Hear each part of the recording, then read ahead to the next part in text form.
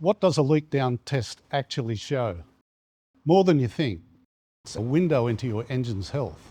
I think when we look at occurrences and a large number of occurrences when an aircraft has ended up in a paddock, and we have a look at the logbook, you can on a number of those occasions a leak down hasn't been carried out, right? Because if they had, it may have prevented that occurrence. It's carrying down the leak down really, it detects early valve ring sitting issues, and it gives you a good indication of the health of the engine. Okay, today we're going to carry out a pressure differential leak down test. For the purpose of this video, it's actually 100 hourly that we're going to do on this J170C, and it's a Gen 4 engine where I've just run the engine and the engine is hot as we stipulate in the manual. So the first step is to remove the spark plug from each cylinder and carry out the leak down test.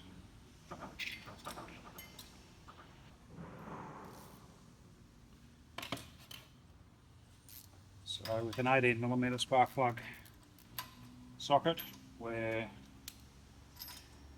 removing one spark plug. It doesn't matter whether it's intake or exhaust.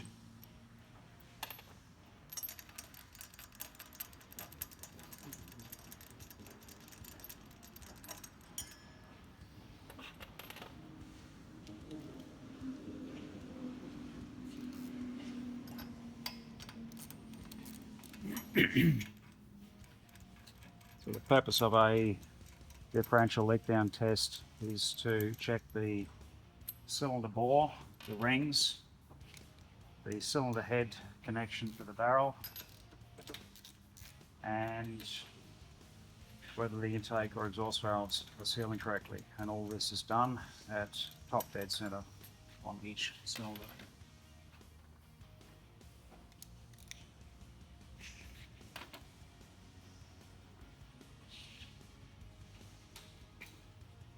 We've seen preparing for the leak down test with Jamie. Now we're going to go through carrying out the actual test. So we simply insert this tool into one of the spark plug holes and just nip it. We don't need to over tighten it at all. We take our gauge, which has an inlet and an outlet, and we're going to look at the difference in pressure between these two gauges. We're going to set 80 psi on the inlet and have a look at the outlet gauge to determine how much, if any, leakage is past the rings or the valves in the cylinder. So the first thing we have to do is get the cylinder to top dead center on the compression stroke. So we do that by and the reason we're using this is because the cylinder's hot. You don't want to be putting your thumb on there to check for compression.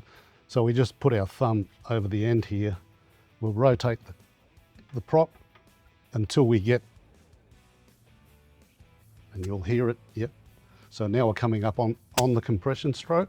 You can hear that it's wanting to force air out of the tube.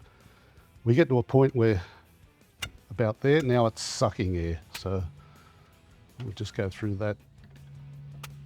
Still, that's about top dead center. We need to get someone to hold the prop because it may want to rotate. If you're right on top dead center, it's not going to want to move very much at all. If you're either side of it, it's going to want to swing one way or another. So for safety's sake, get a colleague to hold that whilst you apply pressure. We then connect the gauge to the cylinder. We can lay the gauge on there. We'll get my colleague to just put a hand on the top of the prop before we apply pressure.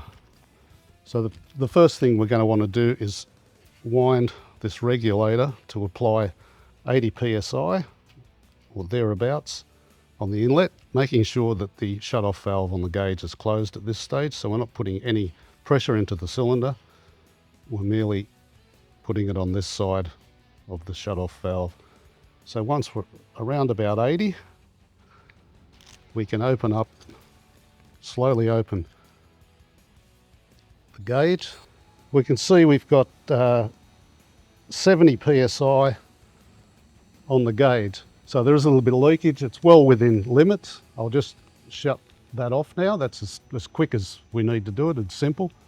So the beauty of all the Jabiru maintenance manuals, and I dare say other manufacturers' maintenance manuals in this day and age, they're all very easily searchable. You can just do a word search, for example, leak down, and it'll take you straight to that section rather than wading through 200 or 300 pages. So leak down testing is more than just about the numbers. It's knowing that your engine is trying to tell you something. So log the results and investigate anything outside the limits.